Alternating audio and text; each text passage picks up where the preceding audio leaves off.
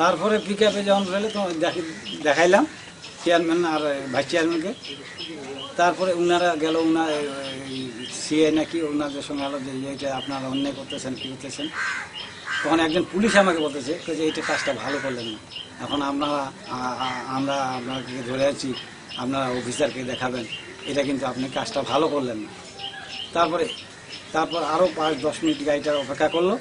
অপেক্ষা করার পরে সামনে গাড়িটা নিয়ে গেলো আর ওই যে দোকানটা, এই যে দোকানটা দেখলেন একটু পরে, তখন একজন পুলিশ আসে, কালো করে পুলিশ, উনি বোধহয় কনস্টেবল না কিছু কী হবে, উনি আসে বলতেছে আপনারা যে মাসে বা কোনো কিছু করছে এটা বলবেন, করছে আপনার আমাদেরকে ধরে নিয়ে যায়, গাড়িতে উঠে নিয়ে থানায় নিয়ে যাবে, শুধু এইটুকু বলবে। এখান থেকে যখন আবার সেতারায় নিয়ে গেল, তখন কি বলে আপনার ওরা কি আলাপ করতেছে, ডাই করতেছে তা আমরা শুনতে পাইনি। কিন্তু তারপরে কিছুক্ষণ পরে আসে বলতেছে কারা কারা স্টুডেন্ট আছে, কারা কারা মানে পরীক্ষার্থী, তাদেরকে আমরা ছাড়ে দেবো। তো কে পরীক্ষার্থী কেবল না, একজন স্টুডেন্ট ছিল বা মানে 14-15 বছর বোধহয়, ও ছাড়ে দিল। তারপরে কিছুক্ষণ পরে আবার অফিসারের কাছে গেল, অফিসারের কাছে আসে আবার বললো যে হিন্দু কারা কারা আছে, হিন্দুদেরকে লাম লিস্ট করে ছেড়ে দিল, মানে গাড়ির থেকে নামায় লাম লিস্ট করে ছেড়ে দিল। তারপরে ওরা বলল, তারপরে আবার ওই যে লিস্ট করতেছে আর কি, সে চলে গেল আবার ফির অফিসারের কাছে। অফিসাররা আসে কি শুনছে না শুনছে, এই মানে আমরা 3 জন ছিলাম, একজন ওই যে মিলের ড্রাইভার, আমি এবং সুমন, এদেরকে মধ্যে আমাদের 2 জনকে আবার নামায় নিল।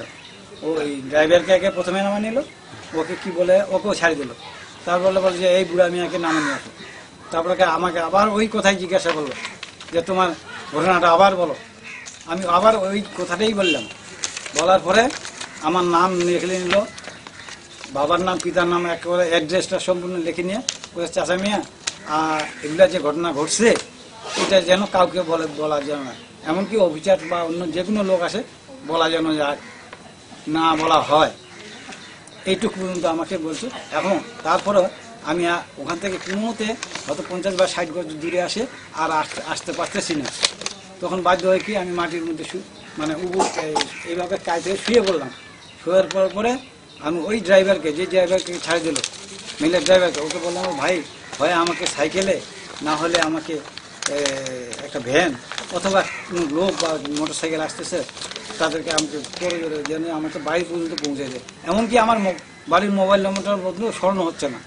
বলে এই ভাই আমার বাড়িতে আমার ছেলের মোবাইল আছে কিন্তু আমার স্মরণ হচ্ছে না, এমন অবস্থা আমার, আমি কখনো হয়তো অজ্ঞান হয়েছে। তো ইনশাল্লাহ এখানে এক পাড়ার সম্বন্ধে ভাজি যাওয়া হবে, এবং ইন মিন টাইমে মোটর সাইকেল নিয়ে আসতেছিল।